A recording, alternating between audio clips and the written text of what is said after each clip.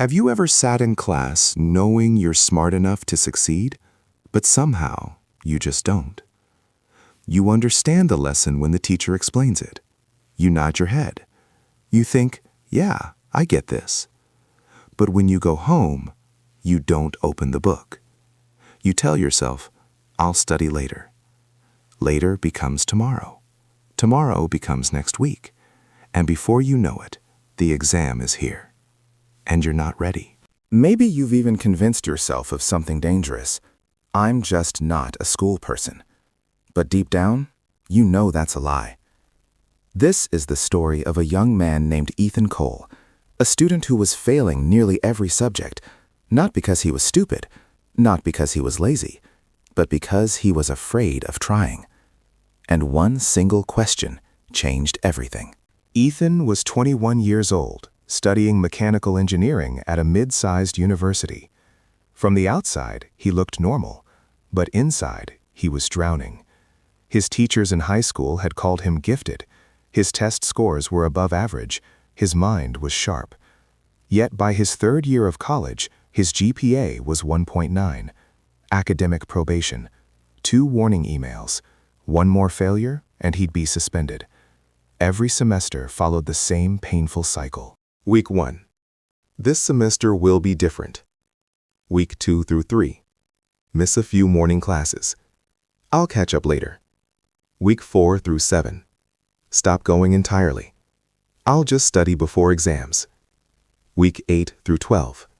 Panic. All-nighters. Cramming. Final result? Failure. Again, and again, and again. The worst part? Ethan knew he could do better. That knowledge hurt more than the grades. Every morning at 7 a.m., his alarm rang. And every morning, he hit snooze. Just today, he told himself, I'll start tomorrow. But tomorrow never came. His roommate Daniel studied every night. Same classes, same teachers. Daniel had a 3.6 GPA. Ethan would lie in bed scrolling his phone, watching Daniel work, thinking, some people are just disciplined. I'm not built like that.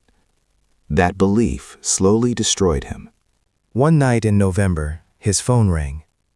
It was his mother. Her voice sounded different. Ethan, we received an email from the university. His chest tightened. They say you're failing 3 classes. Is this true? Silence. I can fix it, Ethan whispered. You've been saying that for 2 years, she replied. Her voice cracked. Your father and I worked double shifts for your tuition. We believed in you. Then she said something that shattered him. Maybe college isn't for you. Maybe you should come home. The call ended. Ethan sat on his bed staring at the phone. For the first time, he admitted the truth. He wasn't unlucky. He wasn't misunderstood. He was choosing this every single day. The next morning, Ethan walked to office hours. Professor Dr. Alvarez, known as the toughest instructor in the department. He knocked. Come in. She looked at his record and said calmly, You've attended 5 classes out of 26. He nodded. You scored 24. Then she asked, So tell me, why are you here? I need to pass, Ethan said quickly. If I fail, I'll be suspended. She shook her head. That's not what I asked. She stood up and wrote 1 sentence on the board. Who do you want to be? She turned toward him.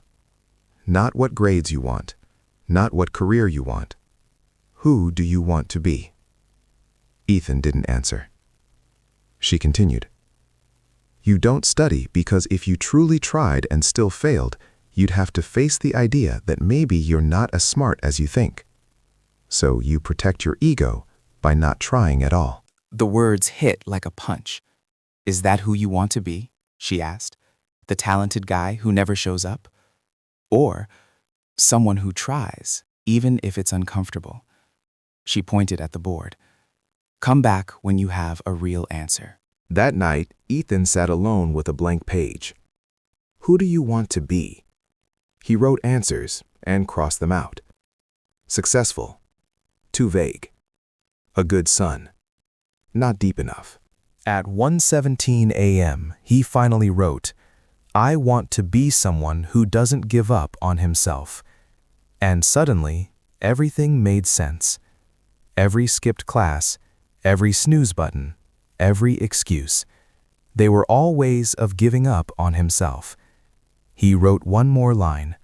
"Starting tomorrow, I am someone who shows up." The next morning, the alarm rang.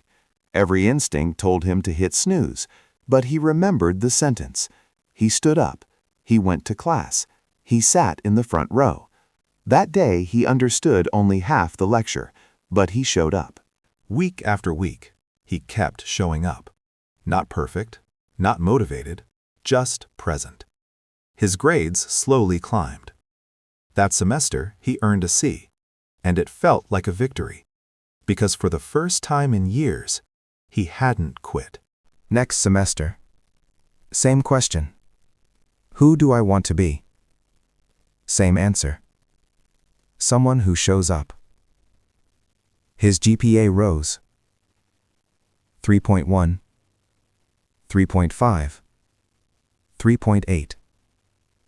By senior year, Ethan became a teaching assistant. The same classroom where he once almost failed.